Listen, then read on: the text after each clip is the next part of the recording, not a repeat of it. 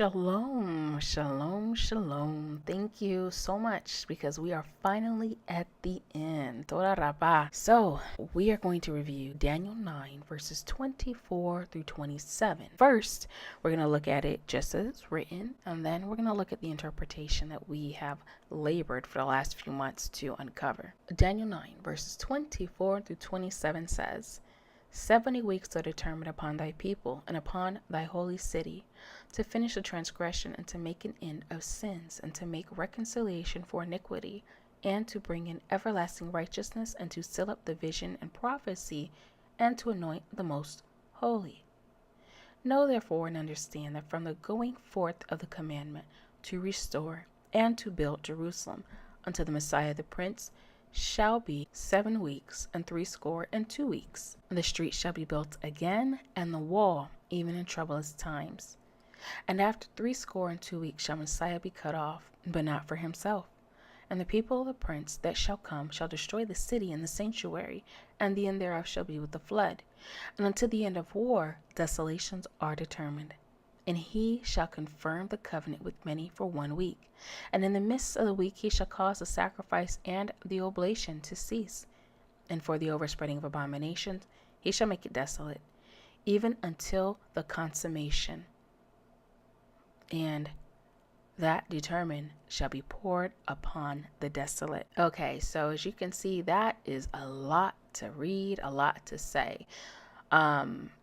You know what kind of sparked me into getting into this study? And don't take this study for granted, thinking that it has nothing to do with the end times, because as we can tell, if you were following, it has everything to do with the end time in the last days. But what made me really study this and break it down to its most minute detail was because everybody likes to talk about in the last days and the end of times there's going to be a 7-year tribulation, and there's not one single verse in the Bible that says that there will be a 7-year tribulation at all, not one. But the only verse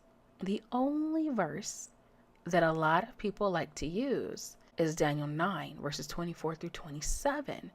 More specifically, they go to the part in Daniel 9:27 where it says, he shall confirm the covenant with many for 1 week. So they will take that out of context, not having any understanding of anything else before or after these verses, and they'll just automatically make it the Antichrist. And so now that we have a foundation rooted in all scripture, now that we understand the work that it takes to properly interpret biblical prophecy, when somebody comes along and you ask them, oh yeah, well, if there's a 7-year tribulation, give me the verse that says it, and they point you to Daniel 9:27, they say he shall confirm a covenant with many for 1 week, you know they have no clue what they're talking about. You know that they're only regurgitating what someone has already told them, because you know that we are already forewarned in the scripture by the angel himself. He says, know therefore and understand. That means you need to be reading through, cross-referencing scripture with scripture to properly interpret it, as we've done. So I know I don't have to tell you, but this is how you know. So when someone says, oh,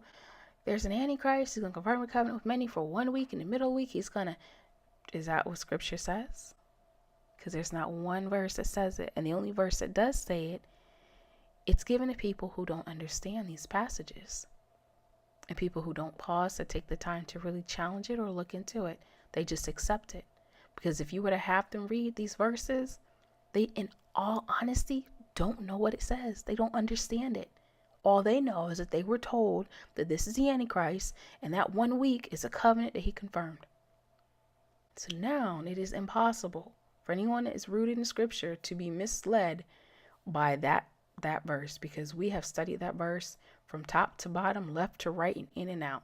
And we know that has nothing to do with a 7-year tribulation. Okay, so I'm sorry for this long rant, but I'm just saying this is what caused me to really look deeper into this and unraveling a prophecy that is so deep and filled with so much revelation, but you can only properly interpret that by using other scripture. So therefore, with all of that being said, let's go ahead and get the final interpretation. All right, so all the hard work and labor has paid off, because now we have the interpretation of the prophecy. In Daniel 9, verse 24 through 27, it says, 490 years are decreed on the children of Israel and the holy city Jerusalem, to finish the transgression, to make an end of sins, and to make reconciliation for iniquity, and to bring everlasting righteousness, and to seal up the vision of prophecy, and to anoint Yeshua.